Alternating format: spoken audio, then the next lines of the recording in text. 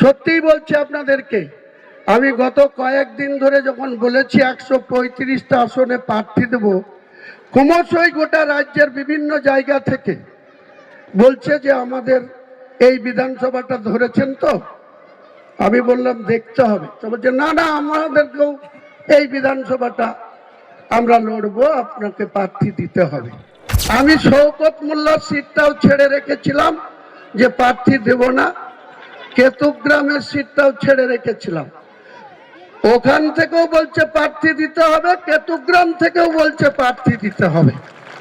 তো দেখি 135 থেকে ধাপে ধাপে কোথায় গিয়ে দাঁড়ায় আগামী দিনে, কে হারলো না কে জিতলো, কে সরকার থেকে ক্ষমতাচ্যুত হলো না কে কার জন্য চলে এলো, ওটা আমার দেখার ডিউটি না।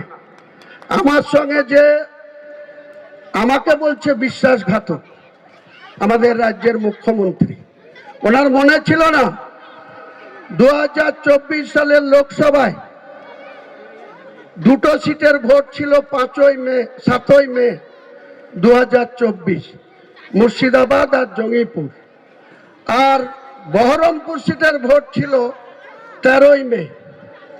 1 মে মমতা ব্যানার্জি মালদা না উত্তর দিনাজপুর কোথা থেকে প্রচার করে হেলিকপ্টারে বড়ুয়াতে নেমেছিলেন, তখন আনুমানিক 4টে বাজে বড়ুয়া একটা মাঠে, আমি সেখানে ছিলাম। এই রবিউল আলম চৌধুরী কিন্তু সেই ডায়াসে ছিল না, জেলার সাংগঠনিক সভাপতি অপূর্ব সরকার ডেভিড ছিল, আরো অনেক নেতা ছিল। কাউকে কিছু না বলে মমতা বন্দ্যোপাধ্যায় আপনি আমাকে আলাদা করে ডেকে সেদিন কি বলেছিলেন, হুমায়ুন আমি ইউসুফ পাঠানের বাবা মাকে ডেকে কথা দিয়ে তাকে বহরমপুর লোকসভার প্রার্থী করেছি, আর তাহের তো অসুস্থ ছিল, তাকে প্রার্থী করার ইচ্ছা ছিল না, তারপরেও ববির কথায় তাহেরকেও আবার পুনরায় প্রার্থী করেছি। তাহলে ভালো করেছেন, তা আমাকে শোনানোর কি আছে?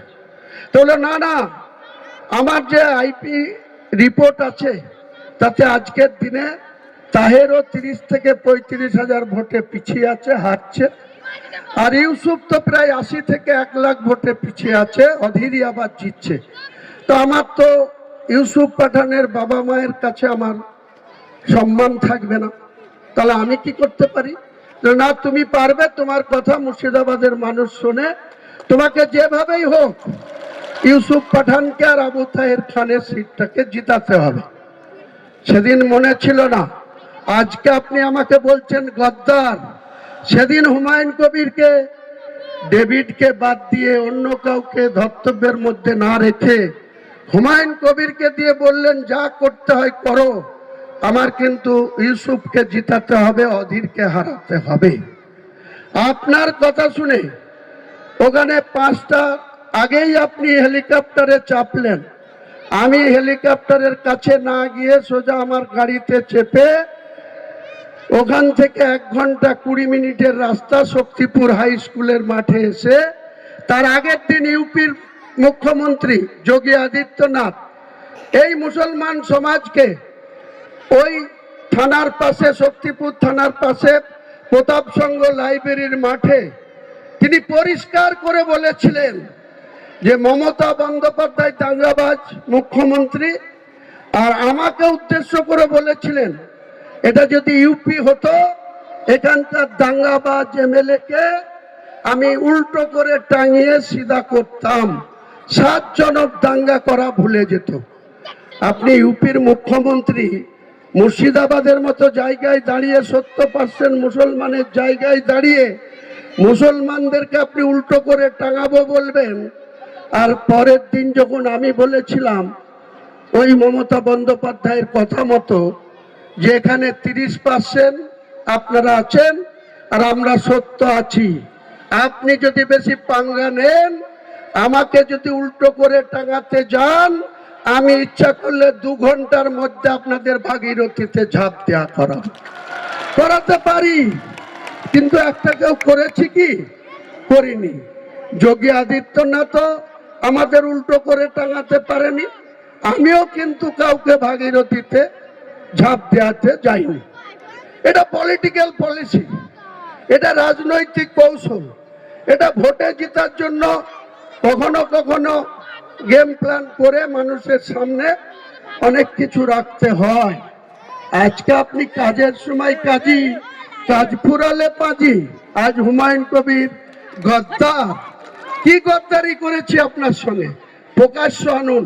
হিম্মত থাকলে আপনি 1 to 1 মিডিয়ার মাধ্যমে বসুন, আপনি আমাকে প্রশ্ন করবেন, আমি উত্তর দেব, আর আমি আপনাকে প্রশ্ন করব, আপনি উত্তর দেবেন। বাংলার মানুষের কাছে আপনি মুখ্যমন্ত্রী হয়ে বসে আছেন। আজকে ওয়াকফ নিয়ে কে বলেছিল যে ওয়াকফ আইন মানব না, ওয়াকফ নিয়ে কোনো আন্দোলন করার দরকার নেই। আমি মমতা ব্যানার্জি থাকতে কেন্দ্রের ওয়াকফ আইন আমি মানছি না, মানব না। কে মেনেছে? আপনার মাইনরিটি দপ্তরের প্রিন্সিপাল সেক্রেটারি পিবি সেলিম, তিনি একজন ভালো অফিসার, মুসলিম অফিসার, আইএস অফিসার, তাকে দিয়ে আপনি বাধ্য করালেন, সেটা মেনে নিলেন। যখন 27 অক্টোবর 2025 ইলেকশন কমিশন 12টা রাজ্যের এসআইআর এর কথা ঘোষণা করলো, সেদিন আপনি বলেছিলেন এসআইআর করতে দেব না, এসআইআর বাংলায় হবে না। 4 নভেম্বর থেকে গোটা 12টা রাজ্যে এসআইআর চালু হয়েছে। ইলেকশন কমিশনের কথা মতো আপনার আইসিডিএস এর কর্মী, পঞ্চায়েত কর্মী, প্রাইমারি স্কুলের মাস্টার, অন্য কর্মচারীরা এসআইআর করেনি। এসআইআর তো হয়ে গিয়েছে, আপনি তাহলে কেন প্রতারণা করেন? কেন মানুষের সঙ্গে মিথ্যা কথা বলেন যে এসআইআর করবো না, এসআইআর হতে দেব না? আপনি 1 নম্বর মিথ্যাবাদী। মুসলমানদের সঙ্গে গদ্দারি করেছেন আপনি গত 15 বছরে, 14 বছরে। আপনি কি বলেছিলেন 2011 সালে যখন জাতীয় কংগ্রেসকে নিয়ে সিপিএম কে পরাস্ত করার জন্য বলেছিলেন 10,000 মুসলিমদের খারিজি মাদ্রাসাকে আমি স্যাংশন করে দেব। এখন পর্যন্ত মুসলিমদেরকে এত বোকা ভেবেছেন আপনি? 10,000 দূরে থাক, 1,000 করেছেন, 338টা আর 235টা, এই করলে আপনি স্যাংশন করেছেন। তা আগামী সোমবার যে নতুন দলের সূচনা হবে, সেই দলের প্রতীক কি হবে এখনই আপনাদেরকে বলতে পারবো না। 3টে অপশন দেওয়া হয়েছে ইলেকশন কমিশনকে দিল্লিতে। 3টের মধ্যে কোনটা পাবো, কোনটা অ্যালট হবে, সেটা আরো এই সামনের নির্বাচনে সেটা পাওয়া যাবে না।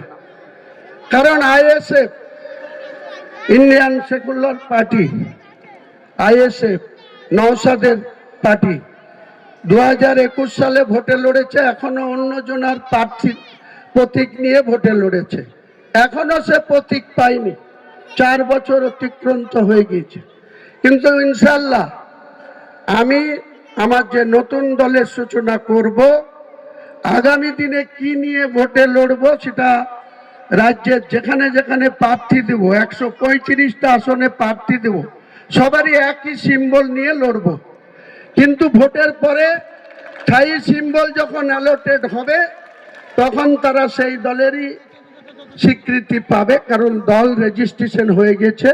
কিন্তু কিছু ফর্মালিটিজ আছে, সেই ফর্মালিটিজকে মেনটেন করতে হয়। আমি সেই দলের পশ্চিম বাংলার চেয়ারম্যান পদে উপনীত হব আগামী দিনে। আমি গোটা রাজ্যের দলের, মমতা বন্দ্যোপাধ্যায় যেমন তৃণমূল কংগ্রেসের চেয়ারপারসন, আমিও কিন্তু সেই নতুন দলের চেয়ারপারসন হিসাবে আমার আত্মপ্রকাশ হবে।